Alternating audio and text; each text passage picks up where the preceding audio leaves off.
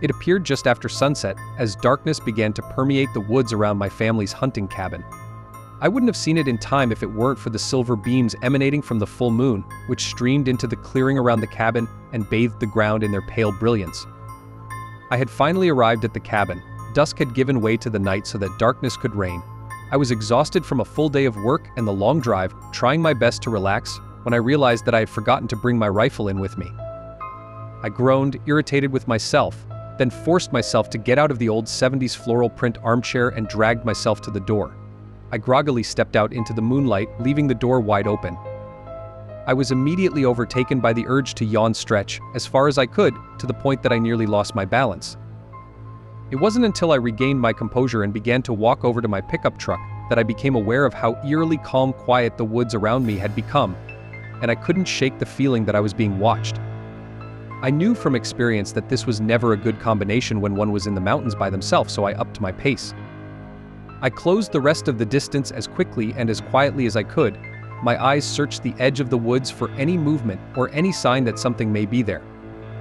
Upon reaching my truck, I stood still for a moment, then looked around and listened intently before I pulled the passenger side door open. Believing that the coast was clear, I stepped up onto the sidebar and reached into the back seat for my gun case. I then felt a piercing gaze fall upon my back and grabbed onto the seat before I slowly turned myself around. That's when I saw it. Peeking around from the back corner of the cabin was what appeared to be the head of some sort of canine. The only feature that I could make out for certain at that moment was its shimmering red eyes locked onto mine. I froze in place, unblinking, and felt a wave of tension anxiety wash over me. I didn't dare move lest it would approach. It looked over toward the trees, then back at me before it slowly came out from behind the cabin and moved out into the clearing perpendicular to my position. Now that it was out in the open, I could see that this was in fact a dog. But it was no ordinary dog. It was massive, and even in the light it was still completely encompassed by shadow, as if it were made of the darkness that surrounded us. Its body emitted what could only be likened to an aura of blackness, animated with fluttering tufts that vaguely resembled flames. I'd never seen anything like it, and the sight sent such intense shivers down my spine that it caused me to arch my back slightly out of reflex. I knew exactly what it was doing, sizing me up. I slowly reached my hand down to my hip where I usually keep my sidearm, realizing much to my dismay that I had left it on the coffee table inside the cabin, along with the backpack containing my rifle ammunition. I watched as it turned its head toward the tree line, then proceeded to throw its head back and let loose an unearthly, ominous howl before it lowered its gaze back to me. I took in a deep breath and held it as I witnessed it lower its stance, knowing all too well what was about to transpire. It launched from its position at an incredible speed, which caused me to throw myself backward into the truck and scramble to get the passenger side door shut. A split second later, it slammed into the door, which caused the inside panel to come loose and reveal the massive dent that it had just left. The dog then jumped up and put its paws on the window, looked in, and barked at me before it attempted to pull the handle with its teeth. Bewildered, I reached forward and slammed the locking pin down, which caused the shadow dog to cock its head, almost as if in confusion. It began to make its way around to the other side of my truck. I immediately knew that it was about to try to open the driver's side door, so I hurried and slammed the pin down on it as well. It began to pull at the handle with its teeth, then barked in frustration. The dog then made its way around to the rear of my truck, jumped up into the bed, backed itself up against the tailgate, and lowered its stance. It threw itself against the back slider, which caused the glass to spiderweb and buckle. I placed my back against the dash and braced the glass with my feet, in a last-ditch effort to prevent it from breaking through. The shadow dog backed up to the tailgate once again as it prepared itself for another attack, then launched itself against the glass. The force from the blow sent a wave of jarring pain up my legs that made me wail in agony. It backed up once more in preparation for another assault, then rocketed forward. Only this time it veered to the side, and met the glass to the right of my legs. It made it through. The back glass behind the driver's seat gave way. The shadow dog promptly stuck its massive head through the opening and began to thrash about, widening the hole. It grabbed a hold of my pants leg and began to drag me out of the truck through the gaping space. I fought as hard as I could. I grabbed onto the steering wheel, then onto the back of the seat in an attempt to save myself. But its strength completely overwhelmed me. It dragged me out of the truck, over the side rails of the bed, and then began to drag me toward the cabin. I thought for sure that I was done for. But it came to a complete stop, snapped its head to the tree line, and proceeded to growl. It took one quick look back at me before it sprinted off into the woods. I knew that this may be my only chance at escape, so I collected myself from the ground and retrieved my rifle from the truck as swiftly as I could manage. The dog was nowhere to be seen, but I could faintly hear it barking and growling in the distance. The pain in my legs was nearly unbearable, but I forced myself to shamble toward the safety of the cabin. I had reached the halfway point between my truck to the door when I heard the rustling of brush. I spun around and reeled in terror as the dog re-emerged from the woods. It locked eyes with me, then proceeded to bark and trotted towards me. I pushed through the fear, through the pain, and made my way to the cabin as quickly as I could, rifle case in hand. Although my rifle wasn't loaded, in the worst-case scenario, I could at least strike the dog with it in self-defense. Thankfully, the shadow dog moved toward me at a much slower pace than it initially had when I was in the truck, so I was able to reach the open door of the cabin safely. I darted inside and immediately slammed the door, locking it behind me. I fully expected the dog to slam into it in an attempt to smash through, but it didn't. I placed the rifle case by the door and forced myself to look out the window to see what it was doing. The dog paced back forth in front of the narrow porch, switching its gaze back forth between myself and the tree line. What's it doing? I asked myself. It had been trying its damnedest to get to me in the truck, but now it was just pacing, watching. It didn't rush the door, nor did it try to break through a window. It didn't even make a sound. It just marched, watching intently. I kept my eyes fixated on it through the window as best I could whilst retrieving my sidearm from the table and the rifle ammunition from my backpack. I placed my magnum on my hip and loaded the rifle to make sure that I was ready for the next assault. The shadow dog paced several more times before it made its way around the corner to the backside of the cabin. I made my way toward the back wall and watched for it through the window for some time, but it was nowhere to be seen.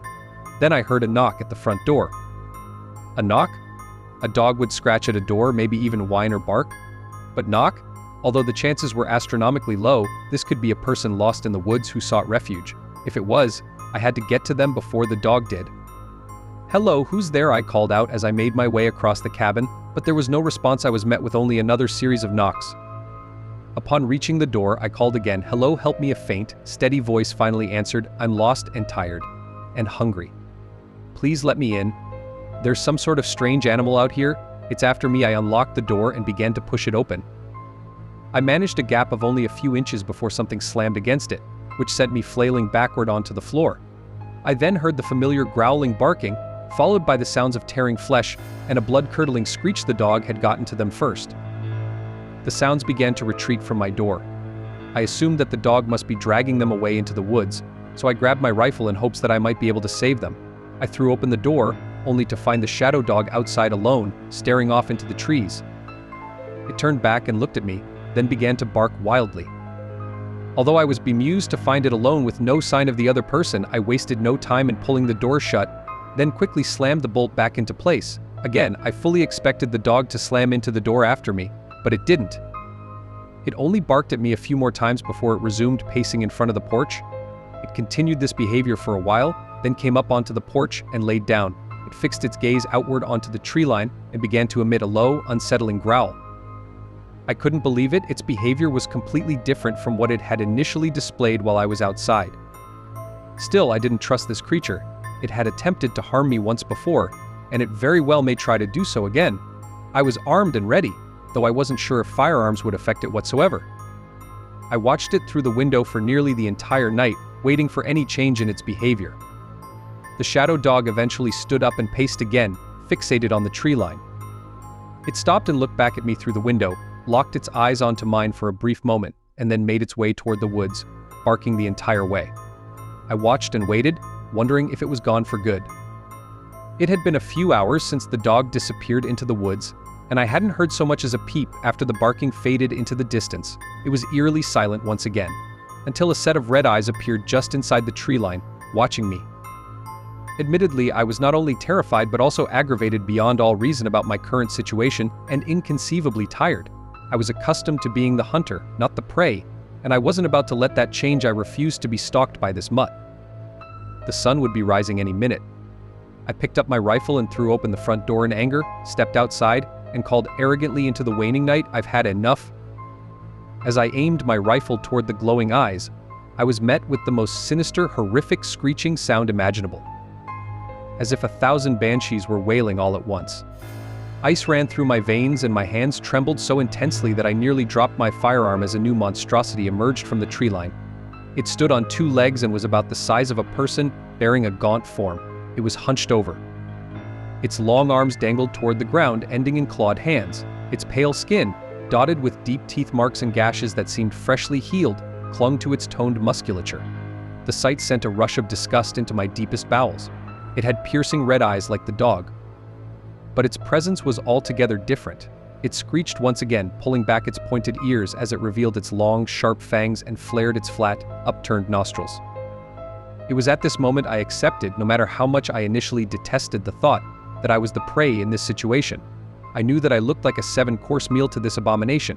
It lowered its stance and raised its arms out to the side with its claws spread wide. I readied my rifle, prepared to place as many shots as I could into it in an attempt to take it out, or at the very least slow it down so that I could retreat within the cabin. It began to close the distance between us at a blinding speed. I backpedaled slowly as I repeatedly cocked my rifle as fast as I could. My shots seemed to be ineffective, they caused no real damage and failed to slow it down. The magazine in my rifle quickly became empty, so I threw it towards the creature. I drew my magnum from its holster and kept firing as I continued to move backward until the worst possible thing happened. I tripped. It had nearly reached me when all of a sudden the shadow dog appeared out of the darkness. It slammed into the foul creature full force, sending it spinning and bouncing across the ground until it managed to slam a clawed hand into the dirt and skid to a stop. The abomination screeched at the shadow dog and bared its fangs, but it didn't attempt to strike back at the dog whatsoever. It tried to come for me once again instead. I readied my magnum, but was met with a dull click when I attempted to fire. It was empty. The dog struck once again, but this time it found a firm hold upon the creature and refused to let go. They rolled around on the ground, each trying to get the upper hand on the other, until the dog finally pinned it down. The sun then began to rise. The blinding rays caused the skin of the creature to boil sizzle as it shrieked in pain, and it tried to escape the clutches of the shadow dog to no avail. Overwhelmed by the brilliance of the sun, the abomination's flesh gave way to bone before erupting in flames and burned until nothing remained of the creature but ash. The dog howled in triumph as the sun began to unravel the shadows that consumed it, revealing a much smaller, less threatening form. I could now see the true form of the dog underneath. It was my best friend who had been killed trying to protect me many years ago. I couldn't believe my eyes. "Oh my God, that you, boy? I'm so happy to see ya." I called to him. I was not only dumbfounded but also elated to behold such a sight. He threw his body against mine and began to lick my face. Tears streamed down my cheeks. I never thought I'd see ya again. My dog then proceeded to run away, disappearing around the back corner of the cabin. I sprang to my feet and followed him, but he had already vanished before I could catch up. I made my way over to the grave where my friend had been laid to rest all those years ago. Not only once but twice now Yave saved me from certain death. I spoke before kneeling at his headstone, recalling the time he had saved me from an angry black bear. I had gotten too close to her cub and she charged me, but he threw himself between us in order to buy me enough time to escape. Ya gave your life for me once and came back to save me again. You really are the bestest boy in the entire world. Tears continued to pour down my face as I spoke to him. I really can't thank you enough for everything. You deserved a much better, longer life. The wind picked up and blew the fallen leaves around. Your life may have been cut short, but that didn't stop ya from watching out for me, did it? Y'ave always been here, and in my heart, I'll never forget ya, long as I live.